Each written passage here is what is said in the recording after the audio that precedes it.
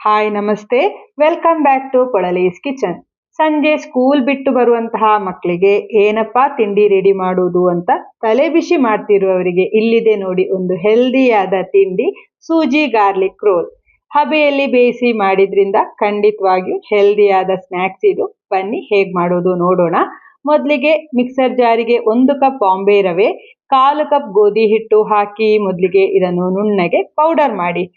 ರವೆ ಚೆನ್ನಾಗಿ ಪೌಡರ್ ಆಗಬೇಕು. ನಂತರ ಮಿಕ್ಸಿಂಗ್ ಬೌಲ್ಗೆ ಹಾಕಿ ರುಚಿಗೆ ತಕ್ಕಷ್ಟು ಉಪ್ಪು, ಚಿಕ್ಕದಾಗಿ ಕಟ್ ಮಾಡಿರುವ ಹಸಿಮೆಣಸಿನಕಾಯಿ ನಾನಿಲ್ಲಿ 2 ಹಾಕೊಂಡಿದ್ದೇನೆ, ಹೆಚ್ಚಿರುವಂತಹ ಕೊತ್ತಂಬರಿ ಸೊಪ್ಪು, 1/4 ಚಮಚ ಜೀರಿಗೆ, 1/4 ಕಪ್ ಆಗುವಷ್ಟು ಮೊಸರು ಹಾಕಿ ಮೊದಲಿಗೆ ಎಲ್ಲವನ್ನು ಚೆನ್ನಾಗಿ ಮಿಕ್ಸ್ ಮಾಡಿ ನಂತರ ಸ್ವಲ್ಪವೇ ನೀರು ಹಾಕ್ಕೊಂಡು ದೋಸೆ ಹಿಟ್ಟಿನ ಹದಕ್ಕೆ ಗಂಟಿಲ್ಲದಂತೆ ಮಿಕ್ಸ್ ಮಾಡಿ ಮಿಶ್ರಣವನ್ನು ತಯಾರಿಸಿಕೊಳ್ಬೇಕು. ಇನ್ನು ಮುಚ್ಚಳ ಮುಚ್ಚಿ 15 ನಿಮಿಷ ಹಾಗೆ ನೆನೆಯೋದಕ್ಕೆ ಬಿಡಿ. ಫ್ರೈಯಿಂಗ್ ಪ್ಯಾನಿಗೆ 2 ಚಮಚ ಎಣ್ಣೆ ಹಾಕಿ ಬಿಸಿಯಾದ ಮೇಲೆ 20 ಎಸಳು ಬೆಳ್ಳುಳ್ಳಿಯನ್ನು ಹಾಕಿ ಬೆಳ್ಳುಳ್ಳಿ ಕೆಂಪಗೆ ಆಗೋ ತನಕ ಹುರಿಬೇಕು. ಈ ರೀತಿ ಕೆಂಪಗೆ ಹುರ್ಕೊಂಡಾದ್ಮೇಲೆ 1/4 ಕಪ್ ಆಗುವಷ್ಟು ಶೇಂಗಾ ಬೀಜ ಅಥವಾ ನೆಲಕಡಲೆಯನ್ನು ಹಾಕಿ 3 ಚಮಚ ಬಿಳಿ ಎಳ್ಳು, 1/4 ಕಪ್ ಒಣ ಕೊಬ್ಬರಿ ಹಾಕಿ ಫ್ರೈ ಮಾಡಬೇಕು. ಹಾಕಿರುವಂತಹ ನೆಲಕಡಲೆ ಒಳ್ಳೆ ಕ್ರಿಸ್ಪ್ ಆಗಬೇಕು, ಅಲ್ಲಿ ತನಕ ಫ್ರೈ ಮಾಡ್ಕೊಂಡಾದ್ಮೇಲೆ ಗ್ಯಾಸ್ ಉರಿಯನ್ನು ಆರಿಸಿ ಮಿಶ್ರಣ ಸ್ವಲ್ಪ ತಣಿದ ನಂತರ ಮಿಕ್ಸರ್ ಜಾರಿಗೆ ವರ್ಗಾಯಿಸ್ಕೊಳ್ಳಿ. 1 ಚಮಚ ಅಚ್ಚ ಖಾರದ ಪುಡಿ, ರುಚಿಗೆ ತಕ್ಕಷ್ಟು ಉಪ್ಪು ಹಾಕಿ ಇದನ್ನು ಸ್ವಲ್ಪ ತರಿ ಇರುವಂತೆ ಪೌಡರ್ ಮಾಡಬೇಕು. ಇವಾಗ ಸೂಜಿ ಗಾರ್ಲಿಕ್ ರೋಲಿಗೆ ಬೇಕಾಗಿರುವ ಸ್ಪ್ರೆಡ್ ರೆಡಿ ಮಾಡ್ಕೊಂಡಾಯಿತು. ಇಡ್ಲಿ ಪಾತ್ರೆ ಅಥವಾ ಬಾಣಲೆಯ ತಳಕ್ಕೆ ನೀರು ಹಾಕಿ ಬಿಸಿಯಾಗೋದಕ್ಕೆ ಇಟ್ಟಿರಿ. ಒಂದು ತಟ್ಟೆ ಅಥವಾ ತಟ್ಟೆ ಇಡ್ಲಿ ಸ್ಟ್ಯಾಂಡ್ ಇದ್ದರೆ ಅದರಲ್ಲಾದರೂ ಮಾಡ್ಬೋದು. ನಾನಿಲ್ಲಿ ತಟ್ಟೆಗೆ ಸ್ವಲ್ಪ ಎಣ್ಣೆಯನ್ನು ಸವರ್ತಾ ಇದ್ದೇನೆ. ಇಲ್ಲಿ ತಯಾರಿಸಿರುವ ಮಿಶ್ರಣದ ಹದ ಸ್ವಲ್ಪ ಗಟ್ಟಿಯಾಗಿದೆ, ಹಾಗಾಗಿ ಸ್ವಲ್ಪ ನೀರನ್ನು ಸೇರಿಸಿಕೊಂಡು ಆಗಲೇ ಹೇಳಿದ ಹಾಗೆ ದೋಸೆ ಹಿಟ್ಟಿನ ಹದಕ್ಕೆ ತಯಾರಿಸಿಕೊಳ್ತಾ ಇದ್ದೇನೆ. ತಯಾರಿಸಿರುವ ಮಿಶ್ರಣವನ್ನು ಎಣ್ಣೆ ಸವರಿದ ತಟ್ಟೆಗೆ 2 ಸೌಟು ಹಿಟ್ಟನ್ನು ಹಾಕ್ಕೊಂಡು ನಿಧಾನಕ್ಕೆ ತಟ್ಟೆ ಪೂರ್ತಿಯಾಗಿ ಸ್ಪ್ರೆಡ್ ಮಾಡಬೇಕು.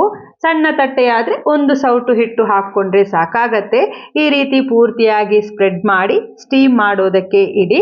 ಮುಚ್ಚಳ ಮುಚ್ಚಿ 5 ನಿಮಿಷ ಬೇಯಿಸಿ, ಆಗ ಪೂರ್ತಿಯಾಗಿ ಬೆಂದು ಸಿಗತ್ತೆ. ನೋಡಿ, ಕೈಗೆ ಒಂಚೂರು ಅಂಟ್ತಿಲ್ಲ, ಈ ಹದಕ್ಕೆ ಬೇಯಿಸ್ಕೊಂಡ್ರೆ ಸರಿಯಾಗತ್ತೆ. ಇದನ್ನು ತೆಗೆದು ಇನ್ನೊಂದು ತಟ್ಟೆಯನ್ನು ಬೇಯಿಸಿ ಹಾಗೆ ಒಂದಾದ್ಮೇಲೆ ಒಂದು ಬೇಯಿಸಿ ರೆಡಿ ಮಾಡ್ಕೊಳ್ಳಿ. ಇವಾಗ ಇದು ತಣಿದಿದೆ. ಈ ರೀತಿಯಲ್ಲಿ ಉದ್ದಕ್ಕೆ ಕಟ್ ಮಾಡಿ ನಂತರ ತಯಾರಿಸಿರುವ ಗಾರ್ಲಿಕ್ ಫಿಲ್ಲಿಂಗ್ ಅನ್ನು ಪೂರ್ತಿಯಾಗಿ ಸ್ಪ್ರೆಡ್ ಮಾಡ್ಕೊಳ್ಳಿ. ಹೀಗೆ ಮೇಲಿಂದ ತಯಾರಿಸಿರುವ ಫಿಲ್ಲಿಂಗ್ ಅನ್ನು ಪೂರ್ತಿಯಾಗಿ ಉದುರಿಸಿದ ನಂತರ ಟೈಟ್ ಆಗಿ ರೋಲ್ ಮಾಡ್ಕೊಳ್ತಾ ಹೋಗೋದು. ತಟ್ಟೆಗೆ ಸಹ ಒಂಚೂರು ಅಂಟದೆ ನೀಟಾಗಿ ರೋಲ್ ಮಾಡೋದಕ್ಕೆ ಬರ್ತಿದೆ, ನೀವು ವಿಡಿಯೋದಲ್ಲಿ ನೋಡ್ತಿರ್ಬೋದು. ಹೀಗೆ ಎಲ್ಲವನ್ನು ರೋಲ್ ಮಾಡಿಕೊಂಡು ಬೇರೊಂದು ಪ್ಲೇಟಿಗೆ ಇಡ್ತಾ ಹೋಗಿ. ಹೀಗೆ ರೋಲ್ ಮಾಡ್ಕೊಂಡಾದ್ಮೇಲೆ ಇದನ್ನು ಹಾಗೆ ತಿನ್ಬೋದು, ಆದರೆ ಇದರ ರುಚಿ ಇನ್ನೂ ಜಾಸ್ತಿ ಮಾಡೋದಕ್ಕೋಸ್ಕರ ನಾನಿಲ್ಲಿ ಒಗ್ಗರಣೆಯನ್ನು ಕೊಡ್ತಾ ಇದ್ದೇನೆ. ಹಾಗಾಗಿ ಒಗ್ಗರಣೆ ಸೌಟಿಗೆ 3 ಚಮಚದಷ್ಟು ಎಣ್ಣೆ ಹಾಕಿ, ಅರ್ಧ ಚಮಚ ಸಾಸಿವೆ, 1/4 ಚಮಚ ಜೀರಿಗೆ ಹಾಕಿ ಒಗ್ಗರಣೆ ತಯಾರಿಸಿ ನಂತರ ಚಿಕ್ಕದಾಗಿ ಕಟ್ ಮಾಡಿರುವ ಕರಿಬೇವನ್ನು ಹಾಕಿ ತಯಾರಿಸಿರುವ ರೋಲ್ನ ಮೇಲಿಗೆ ಒಗ್ಗರಣೆಯನ್ನು ಹಾಕಿದರೆ ಸೂಜಿ ಗಾರ್ಲಿಕ್ ರೋಲ್ ರೆಡಿ ಆಗತ್ತೆ. ಟ್ರೈ ಮಾಡಿ ನೋಡಿ, ಇಷ್ಟ ಆಗತ್ತೆ.